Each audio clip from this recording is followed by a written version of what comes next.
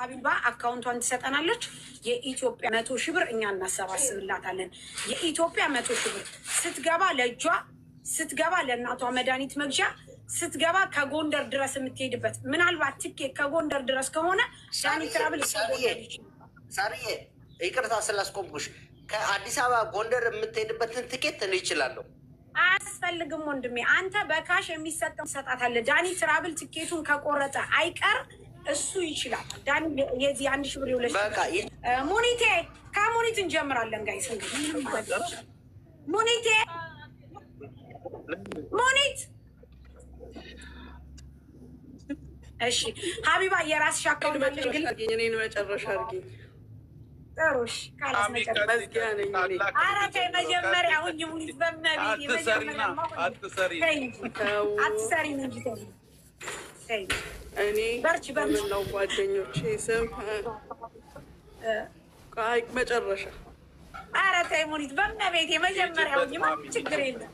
ሂጂበት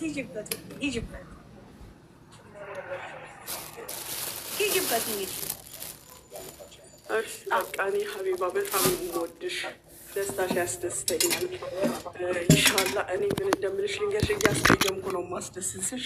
አመል ይስጥሽ፣ ንግግር ያስተምረሽ። እኔ 100 ሺህ በሁላችንም ስም አስገባልሻለሁ። ስለምታስደምሚኝ እኮ ነው። አንቺ ቃል የገባሽው 100 ሺህ ብር እኛ ጨምረን 100 ሺህ ብር እናደርጋለን። እኛ ቃላችን ነው። እዚህ ጋር የተሰበሰበው 3700 ሰው ለሀቢባ የኢትዮጵያ 1 ሺህ ብር ቢሰጥ 3700 ምናምን ነው የሚሆንላት። መወለድ ቋንቋ ነው ጋይስ፣ በደንብ አዳምጡኝ። አንድ ሰው ምን እንደሆነ ታውቃላችሁ? ብር ስለሰጠ ሳይሆን ሞራሉን ስለጠበቀለት ነው። ነገ ሀቢባ ደረጃ ትደርሳለች። የምሬን የተናደርኩባት ለምን እንደዚህ ያደረግሽ ብዬ ነው እንጂ በደንብ እኔ ሙኒትም እንደምንረዳት እርግጠኛ ነበርኩ። አምሹ አሁንም ቢሆን ቁጭ ብለን ይችን 100 ሺህ ብር እናሰባስባለን። ምክንያቱም ሰው ለመርዳት ሰው መሆን ብቻ በቂ ነው። በቃ አለቀ። እናቷ ጠማዋል። ምንም ነገር የላትም። ማሚ 100 ሺህ ብር ብላለች። እኔ ሊሴ ፓስ ያወጣለሁ። ዳኒ ትራብል ይችላል፣ በደንብ ነው የሚችለው። ትኬት ቆርጦላታል። እዚች ቁጭ ብለን 100 ሺህ ብር እናሰባስባለን። አበቃ አለቀ። ማሚ የልጆች እናት ያርግሽ።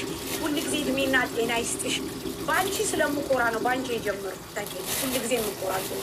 በጣም ነው የምወድሽ፣ በጣም ነው የማከብርሽ። እንቀጥላለን። ሀቢባ አካውንቷን ትሰጠናለች። የኢትዮጵያ 100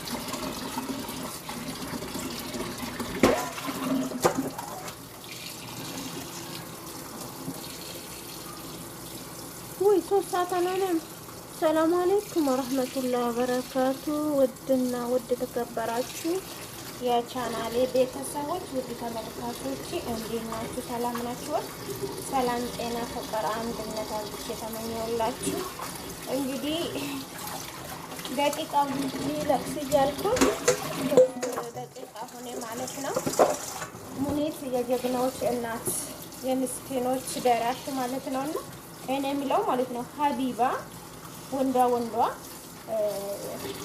ድምፃ እንደወል ማለት እስካሁን ብዙ አመታት ነው ስደት የቆየሁት ትላለች። ግማሽ እድሜን ስደት ነው የቆየሁት ትላለች። እንዴት ነው ምንም የሌላት ማለት ነው። እና ብዙ ጊዜ ይመስለኛል ከሰው አትስማማም ሲልት ማለት ነው። ይመስለኛል ከሰው አትስማማም ይመስለኛል። እንግዲህ ብዙ ቦታ ስራ ትገባለች። ወጥታ ነው እንግዲህ እርዳታ መጠይቃው ሁሌ ማለት ነው። እና በጣም ሰውም ተናዶባታል። ወይ ከስራ አሰራም ተስማምታ ብቻ ከባድ ነው። በቀደም ለታነሳሪ ቤት እነ ሙኒት እርዳታ አድርገውላታል። ጀግናዋ ሙኒት 100 ሺህ ብር ሰጥታታለች ማለት ነው። እና ያው ነገ ላከራዬ ነገ በኔ ምን ይደርሳል ነገ በራሴ በሚለው እንትን ብላ 100 ሺህ ብር ሰጥታታለች። 100 ሺህ በቀን አይመጣም። እቺ ሙኒትን ለፍታ ደክማ መስዋዕትነት ከፍላ ነው ይሄን 100 ሺህ የምታመጣውና ለምንድን ነው ፈርድ የምናጣው ነው? እኛ ሴቶች ስንባል የፈለገ እናታን ብታሳክም እሷ ብቻ አይደለም የምታሳክመው፣ ሌላ ቤተሰብ አላት፣ ወንድም እህት ሊኖራት ይችላል።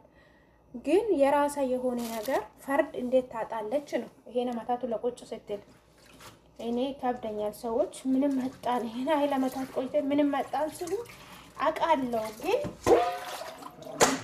ፈርድ ማጣት እንትን አያስፈልግም ማለት ነው። እና ምክንያቱም ቤተሰቡን ብትረዱት አሁን እቺ ልጅ ሀገር ስትገባ ማለት ነው ታዲያ እኛ ምን አደረግሽልን?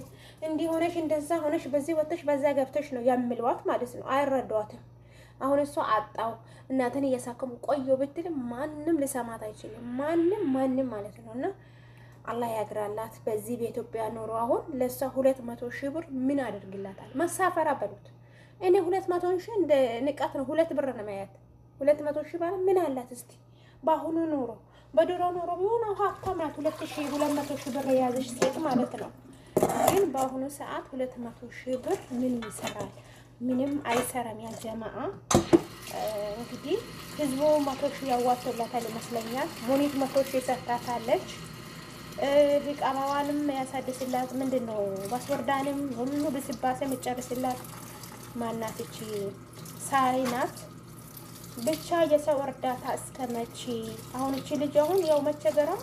ሀገርም ገብታ እኮ አሁንም ሀገርም ገብታ እኮ ቸገረኝ እርዱኝ ማለት እኮ አይቀርም። አሁንም ድጋሚ ማለት ነው። ብቻ ከባድ ነው እና የሰው እጅ ያሳየን ጌታዬ ያ ረቢ ያ አላህ። በጣም ከባድ ነው። አላህ ይርዳት በረህመቱ። ከባድ ነው ያ ጀማዓ። ይሄ ይመስላል። ለሙሪድን ደግሞ አላህ ይስጣት፣ ጤናዋን ይስጣት። ጤና ሲኖር ነው ሁሉም ነገር ሰው ልሳት የሚያገኘው።